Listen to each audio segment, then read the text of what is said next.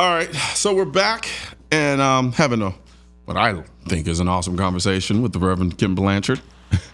My man. And so you're an accomplished author. I have aspirations to write my own book at some point. So talk to me. What book are you working on now, if any? Right now, working on 2 books. Working on another fictional book. I got like a little werewolf thing going on, and werewolves and blues music, and it's kind of fun. And the other thing is a children's book. I'm talking about dogs and what dogs really think. Really? Yeah. I just like art. I'm that artsy dude that if I could have been left alone, I'd have probably painted something huge. So I use everything now. Now I'm 54. I'm going for it. I'm trying every new creative thing. I'm playing the bass right now.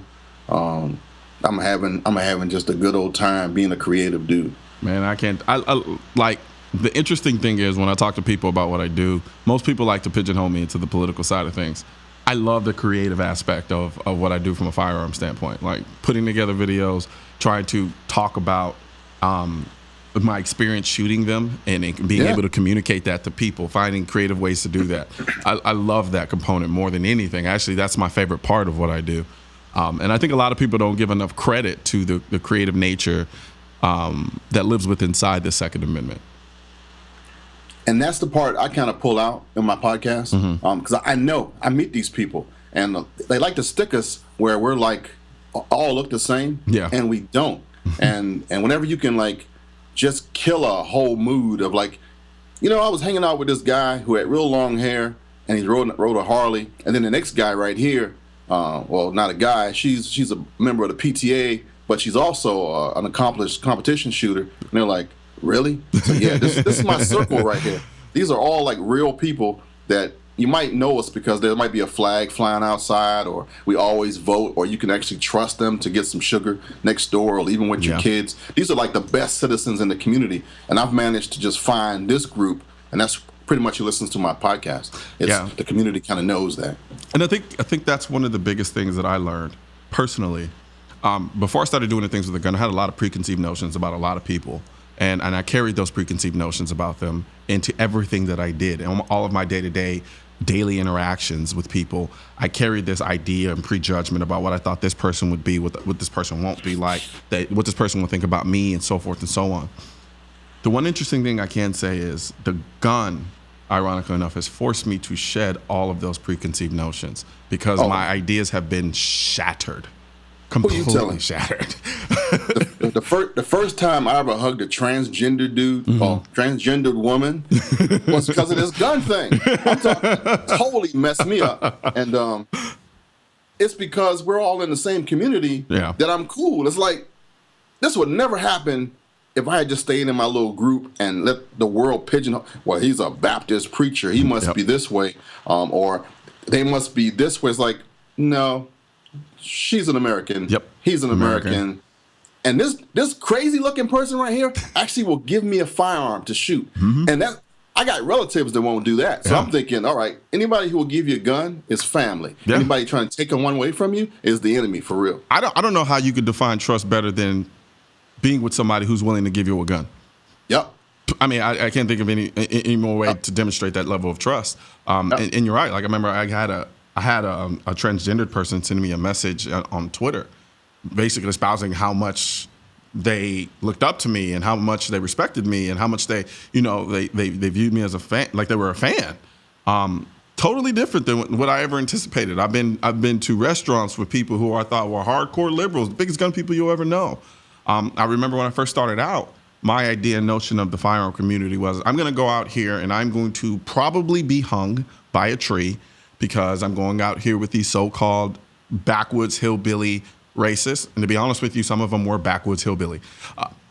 The interesting thing about it was they could care less about anything dealing with my skin, my culture, my background. And they did care from the standpoint that they found it intriguing the same way I found their background and their culture intriguing. But the one unifying element was the fact that we both appreciated the Second Amendment, both respected each other, treated each other like people, and we shared a common love, which was the firearm.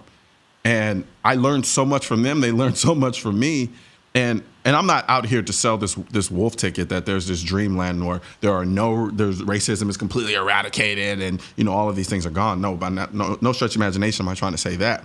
However, when I started treating each and every person I encountered with a blank slate and saying I'm just going to take this person as they give themselves to me, my whole interactions with people completely changed. My perspective on the world completely changed. I have to take people one at a time.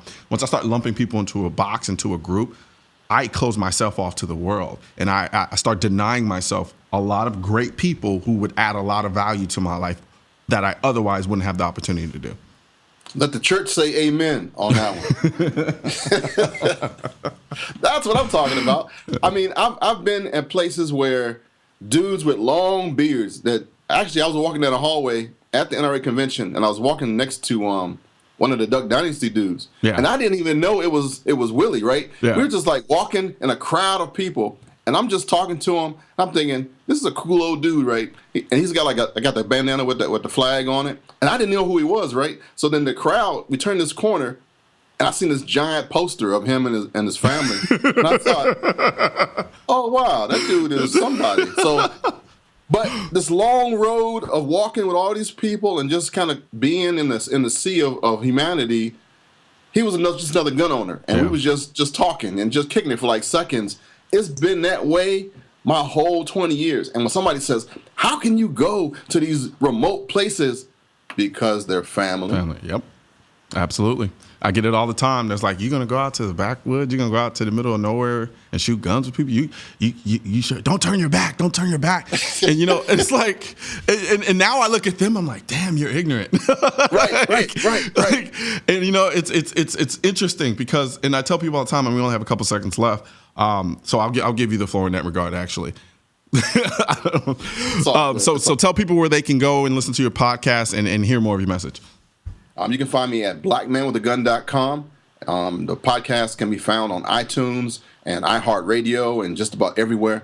It's Black Man with a Gun Show, and this is my 500th episode, and I'm just having a ball. I'm just getting warmed up. Hey, man, keep at it, man.